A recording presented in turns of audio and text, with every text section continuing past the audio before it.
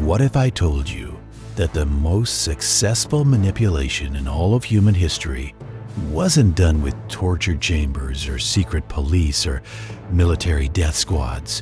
What if it was done with statues and poems and free food?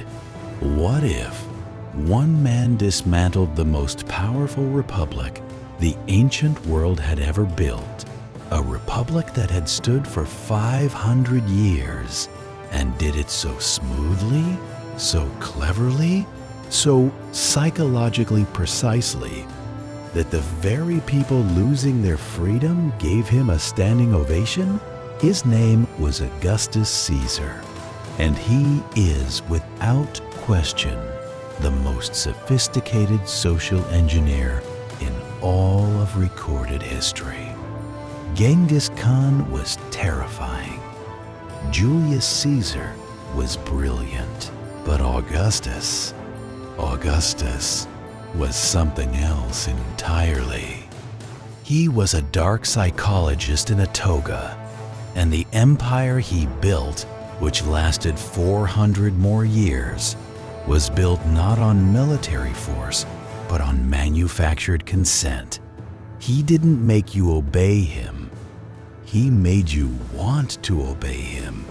He engineered it. He didn't tell you he was a god. He just made sure your coins, your statues, your poems, your architecture, and your children's bedtime stories all whispered it quietly, constantly, inescapably. Today on Throne of Mind, we're breaking down the 5 dark psychology tactics of Augustus Caesar, the emperor who never admitted he was an emperor, the dictator who was beloved by the democracy he destroyed, and the social engineer whose playbook is being run on you right now in ways you haven't even begun to imagine. Let's go. When Augustus, then known as Octavian, came to power, Rome had just experienced a century of brutal civil wars. Julius Caesar assassinated. Mark Antony and Cleopatra's romantic war drama ending in mass suicide. Generals fighting generals. Senators killing senators. Bodies in the streets of Rome itself. The Roman people were traumatized. They didn't want freedom. They wanted safety. They wanted someone to make the chaos stop. Augustus didn't manufacture the fear from scratch. The chaos had done that job for him. What he did was smarter. He maintained the memory of the fear, while presenting himself as the only antidote to it. His entire political image was built around the concept of the Pax Romana, the Roman peace. Under me, this is what you get: order, safety, prosperity. The alternative? You remember, he never had to say the threat explicitly. The living memory of the civil wars said it for him. He also positioned potential rivals as threats to that peace. Anyone who challenged him wasn't just challenging a political leader. They were threatening to drag Rome back into chaos. He made the fear of disorder the psychological cage that kept everyone in line. If you vote for them, the economy will collapse. If you lead this company, you'll never find anything like this again. If you break up with me, you'll be alone. Look at what the world is becoming. You need us. Every political party, every controlling partner, every authoritarian workplace uses the same Augustus move. They remind you of the chaos, real or exaggerated, and present themselves as your only protection from it. Is the fear they're describing actually as likely or as severe as they're suggesting? What evidence exists? And, critically, would the world actually fall apart without them? In almost every case, the answer is no. Chaos protection is almost always a manufactured dependency. This is where Augustus Caesar becomes genuinely breathtaking in his dark psychology. Augustus held absolute power. He controlled the army, the treasury, the provinces, foreign policy, and effectively the Senate. He was, in every real sense of the word, the emperor, the sole ruler of the known Western world. He refused to call himself that. He called himself Princeps, first citizen. Not king, not emperor, just first among equals. A regular guy who happened to be a little more important than everyone else. He sat in the Senate like any senator. He wore the toga of a citizen, not the robes of a monarch. He lived in a famously modest home on the Palatine Hill, deliberately unpretentious compared to the palaces he could have built. He was OST&THously humble, performing humility as a precision-engineered propaganda tool, while secretly accumulating powers that no Roman had ever held simultaneously. Tribune powers, which made him legally untouchable. Proconsular powers, which gave him command of all armies. The right to sit between the two consuls, the symbolic center of Roman power. He was the most powerful man in the world, pretending to be one of the guys. And the Roman people, who had killed Julius Caesar for being too openly powerful, loved him for it. His portraits showed him as eternally youthful, almost godlike in his physical perfection. But his daily persona was the humble servant of Rome. He had crafted two separate identities, the human and the divine, and deployed each one in the exact context where it served him best. The CEO who posts Instagram stories of his modest apartment while sitting on $100 million portfolio? The political leader who wears jeans and eats at diners while voting for policies that gut the middle class? The influencer whose authentic vulnerability posts are meticulously scripted? The manufactured relatable persona is one of the most powerful modern tools of social engineering. The more power someone actually has, the more useful it is for them to appear powerless. Watch the gap between what they perform and what they actually do with their power. Don't evaluate people by the image they curate. Evaluate them by the actual decisions they make when they have power. Augustus sat in the Senate like a regular senator. He also exiled his own daughter, destroyed political rivals, and ran a propaganda machine. Watch the hands, not the face. Augustus was a master of political triangulation, the art of making sure no two potential rivals ever combined forces against him. He did this in several ways. First, he absorbed potential rivals into the system. People who could have been enemies became beneficiaries of his power. He gave them positions, honors, money, and status, but never enough power to threaten him. He kept them dependent, not equal. Second, he maintained careful control over who was allowed to be popular.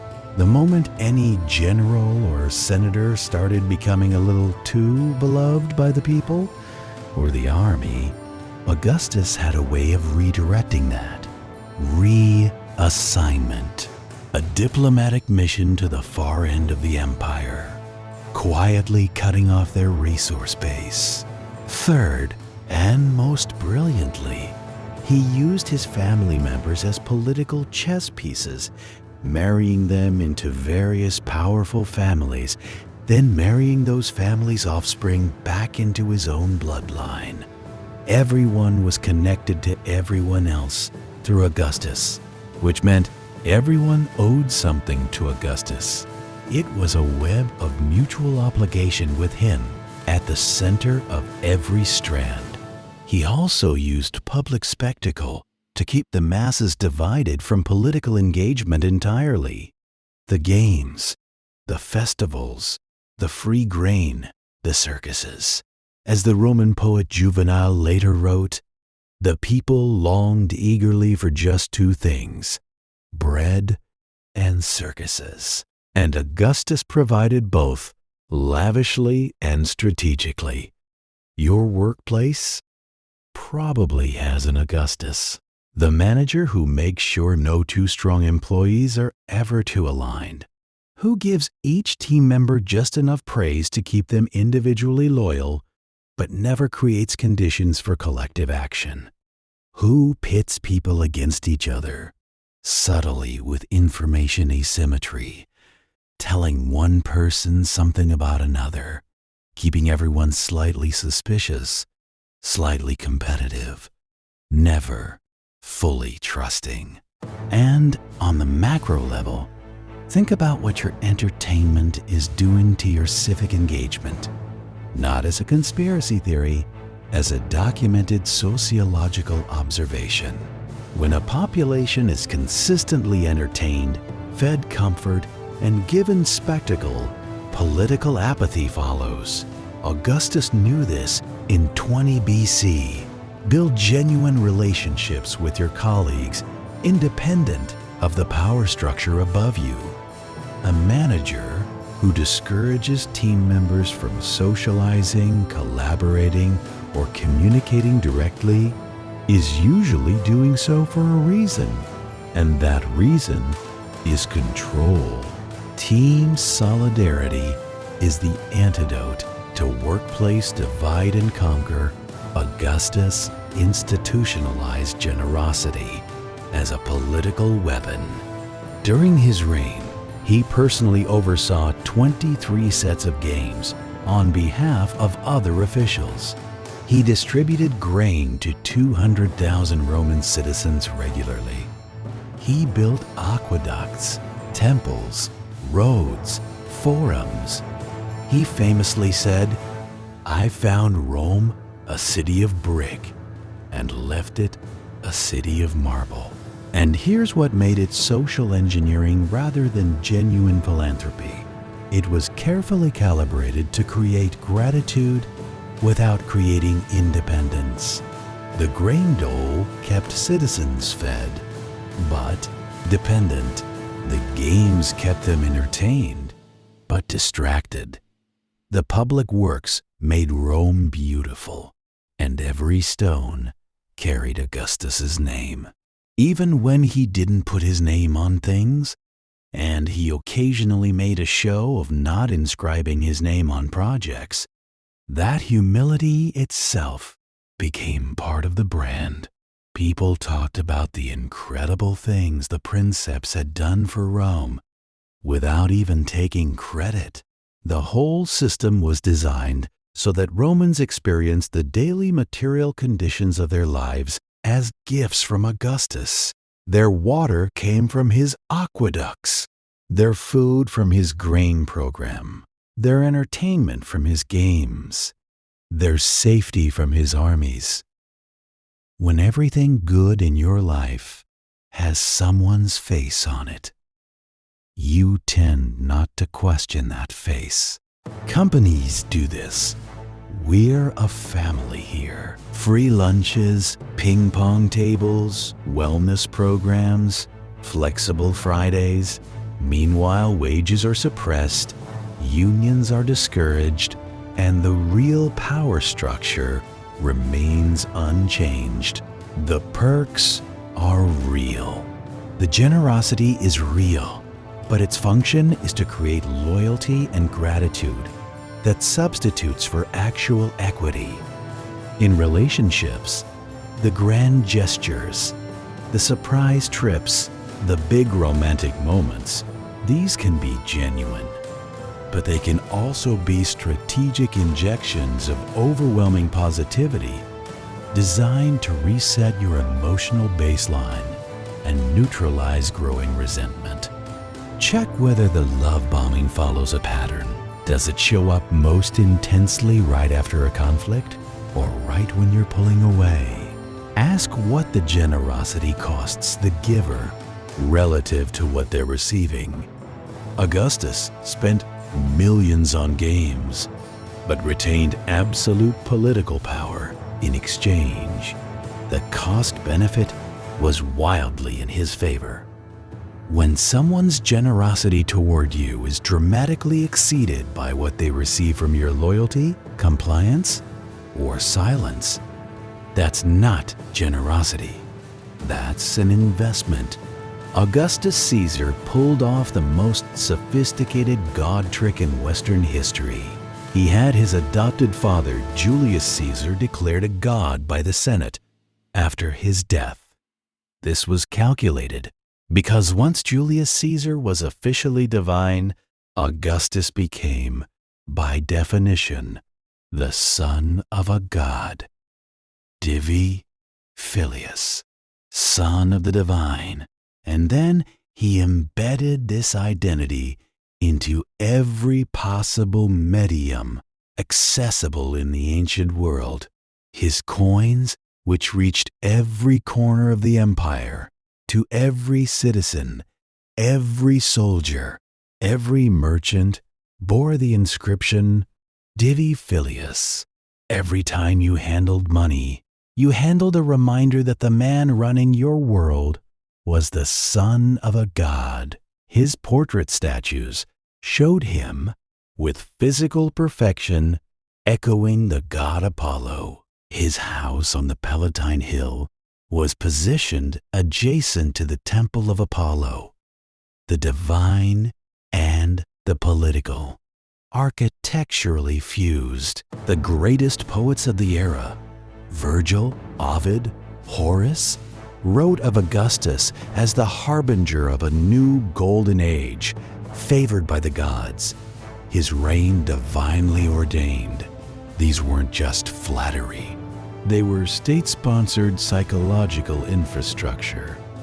And yet, Augustus never directly claimed to be a god while alive in Rome. He was too sophisticated for that. Julius Caesar had made that mistake, and it contributed to his assassination. Augustus let the implication saturate the culture. He didn't say it. He just made sure everything around you said it all the time, forever. The result? To question Augustus was to question divine order. Not just dangerous, cosmically wrong. Brand mythology is the god trick for corporations. Apple doesn't just sell phones. It sells a divine identity. The Think Different mythology, the Steve Jobs as visionary prophet narrative, the sleek temples we call Apple stores. Buying an iPhone isn't just a purchase. It's alignment with something cosmically forward-thinking. That feeling of spiritual affiliation with a brand, engineered by people who studied Augustus. Political messianism. The idea that this specific leader is uniquely destined, uniquely chosen, the only one who can fix things, is the God trick at scale. Watch for language of destiny, uniqueness, and divine mandate attached to human political figures. Separate the symbol from the substance. Augustus was a brilliant administrator and a brutal autocrat who exiled his own daughter and destroyed political opponents. His divine imagery didn't change those facts. It just made them harder to see. Every time you feel an emotional pull towards something that feels sacred, whether it's a leader, a brand, a movement, pause and ask, what are the actual, concrete actions of this person or entity. Beneath the mythology, what's really happening? The God trick only works as long as the mythology stays intact. One clear look at the substance is the antidote. Here's what should genuinely disturb you about Augustus Caesar. He won, not just during his reign, permanently. The Roman Republic, 500 years of constitutional governance, checks and balances, collective leadership. It never came back. Augustus dismantled it so cleanly, with such perfect psychological precision, that the Romans didn't even fully realize it was gone until centuries later. He didn't rule by force. He ruled by engineering the desire to be ruled. He made the cage so comfortable, so beautiful, so full of bread and marble and divine justification, that the birds not only stopped flying toward the open door, they forgot the door existed. And here is the thing that should make your stomach drop. The more sophisticated and educated a society is, the more vulnerable it may be to an Augustus-style manipulation. Because Genghis Khan's tactics work on fear, and educated people resist fear more consciously. But Augustus's tactics work on identity, belonging, beauty, and meaning. And educated people are just as hungry for those things as anyone else, maybe more so. When someone makes you feel part of something beautiful, something meaningful, something divinely aligned, your critical thinking doesn't sharpen, it softens, because your emotional need for meaning overrides your analytical instinct. That's the Augustus vulnerability. And it's everywhere. The influencer whose lifestyle you want to be part of, the movement whose values feel sacred, the leader whose vision feels like destiny, the brand whose aesthetic feels like identity. All of it can be a mechanism of control. The only protection is what Augustus feared most: a population that thinks critically, asks questions about power, and refuses to let gratitude for comfort substitute for the right to participate in decisions that affect their own lives. Stay on the throne of your own mind. That's the only throne that matters. I'm Throne of Mind. Same time next week. Stay sharp.